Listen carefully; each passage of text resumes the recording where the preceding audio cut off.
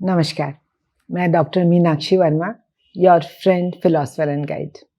आज हम प्रेगनेंसी के चौथे महीने के बारे में बात करेंगे। चौथा महीना सेकंड ट्राइमेस्टर, जो दूसरी तिमाही है, उसकी शुरुआत है।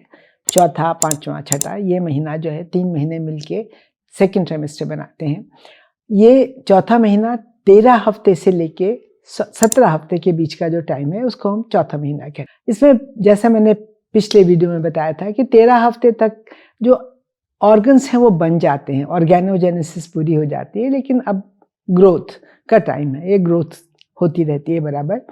और एक्सटर्नल जेनिटेलिया बच्चे के बन जाते हैं, तो सोनोग्राफी में भी और इवन अदरवाइज अगर कोई अबॉर्टस हो तो पता लग जाता है कि ये जो बच्चा है वो फीमेल है या मेल है। 14 हफ्ते में मसल्स, बोन्स ये ज़्यादा अच्छी ग्रो कर जाती हैं, स्ट्रॉन्ग हो जाती हैं और बच्चे का मूवमेंट ज़्यादा हो जाता है, इसलिए वो पेट के अंदर इतना अच्छा मूवमेंट करता है कि by the end of this month 17 हफ्ते के आसपास कई महिलाओं को, जो ख़ासतौर पे जिनका सेकंड या थर्ड प्रेगनेंसी है, उनको तो बहुत ही जल्दी, और बाकियों को भी किसी किसी को 17-18 हफ्ते में एक किक्स जैसे महसूस होने लगते हैं, बिकॉज बच्चे का जो मसल्स हैं वो स्ट्रॉन्ग हैं, जो उसकी बोन्स हैं स्ट्रॉन्ग है, तो उसके पैरों से अच्छे किकिंग मूवमेंट आते हैं।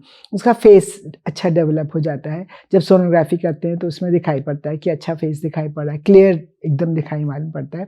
उसका वज़न करीब 40 to 50 ग्राम्स के आसपास रहता है और उसकी जो लंबाई है वो करीब 4 इंच के समझ सकते हैं। उसके ईयरबड्स डेवलप होने लगती हैं और वो सुनाई पड़ने लगता है, उसको सुनने लगता है।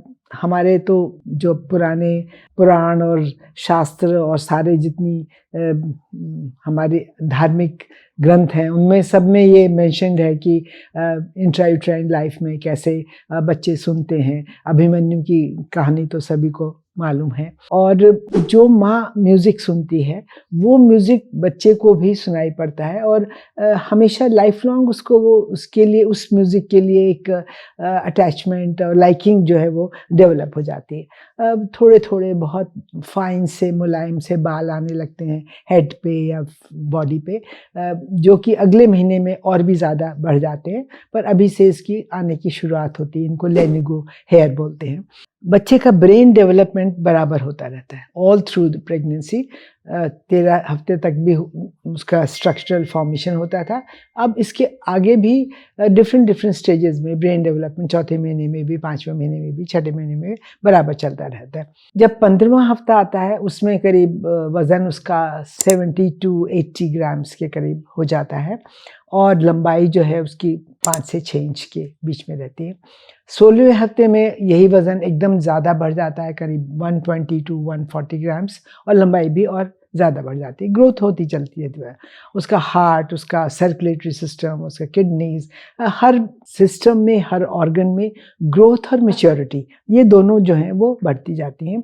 और चौथे महीने ऑनवर्ड्स जो भी सोनोग्राफी होती है 13 हफ्ते के बाद, वो कभी ट्रांसवेजाइनल या वेजाइनल सोनोग्राफी नहीं होती है, वो पेट से ही करते हैं और बच्चे का उसमें हेड, उसका एब्डोमेन, उसके हाथ पैर की जो बोन्स हैं, फीमर एंड ह्यूमरस, वो बहुत अच्छे से आसानी से दिखती हैं और उसके बेसिस पे हम ये कैलकुलेट भी कर सकते हैं कि बच्चे का कितना वीक्स का बच्चा है, कितने ग्रोथ है। प्रेग्नेंट लेडीज़ के लिए ये बहुत मोस्ट कंफर्टेबल महीना होता है। पहले के जितना नॉजिया, वॉमिटिंग, अनईजीनेस, डिप्रेशन और टायर्डनेस एंड एग्जॉशन, ये सारी फीलिंग्स जो हैं वो सडनली ऐसा लगता है जैसे कि काफूर हो गई बिल्कुल। ऐसा मालूम ही नहीं लगता कि ऐसा, महिला को लगता है कि अरे मुझे ऐसा कुछ होता था क्या पहले, उसको कुछ भी महसूस नहीं होता। बहुत लाइट फील होता है, बहुत भूख लगती है, खूब खाने का मन होता है और एक बड़ा positive attitude towards pregnancy as well as towards herself and towards the whole life, ये अपने आप हो जाता है। प्रेगनेंसी में बहुत खुशी महसूस होती है और महिलाएं बहुत उसको एंजॉय करती हैं। अब इस मंथ में थोड़ा बेबी बम्प जो है वो भी दिखने लगता है, एब्डोमेन प्रोट्रूड करने लगता है। लोगों को भी समझ में आ सकता है, दूसरे लोगों को, कि आपको प्रेगनेंसी है, इतने अर्ली प्रेगनेंसी है। और क्योंकि पेशाब की थैली के ऊपर जो भी प्रेशर पड़ रहा था पहले, वो अब रिलीव हो गया, क्योंकि एब्डोमेन में आ गया, जो यूट्रस है वो उतना प्रेशर नहीं डाल रहा, तो जो बहुत जल्दी जल्दी यूरिन आने की प्रॉब्लम हो रही थी या अर्जेंसी होती थी, वो प्रॉब्लम जो है वो काफ़ी कम हो जाती है। लेकिन कॉन्स्टिपेशन बना रहता है। प्रोजेस्टेरॉन इफेक्ट ऐसा है कि उससे वो बराबर ऑल थ्रू प्रेगनेंसी कॉन्स्टिपेशन बना रहता है। मेडिसिन हम लोग नई मेडिसिन स्टार्ट करते हैं, आयरन, क्योंकि रिक्वायरमेंट बढ़ जाती है, iron, calcium, protein powder, vitamins, minerals, ये सब हम देते हैं जिससे कि बच्चे की ग्रोथ डेवलपमेंट अच्छा हो और मदर को भी किसी तरह की डेफिशिएंसी ना हो।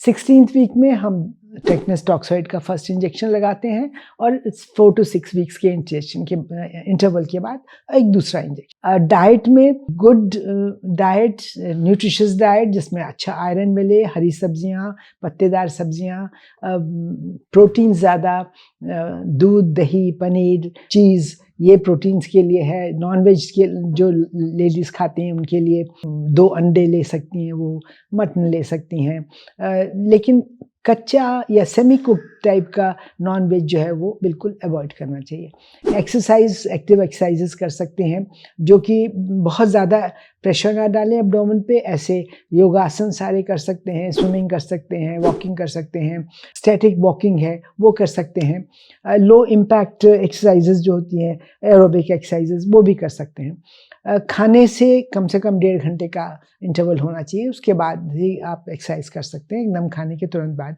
नहीं करनी चाहिए। हाई रिस्क प्रेगनेंसी जिनकी है उनको अपने डॉक्टर से पूछ के ही जो भी एक्सरसाइज करना चाहिए। अधिकतर केसेस में अगर हाई रिस्क प्रेगनेंसी होती है तो फिर एक्सरसाइजेस के लिए अवॉइड करते हैं एक्सेप्ट फॉर वॉकिंग। ये चौथे महीने की बात है और मुझे उम्मीद है कि आपको ये पसंद आया होगा और आप अपने प्रेगनेंसी से इसको रिलेट कर सकती हैं। अगले हफ्ते हम बात करेंगे 5वें महीने की। तब तक के लिए धन्यवाद।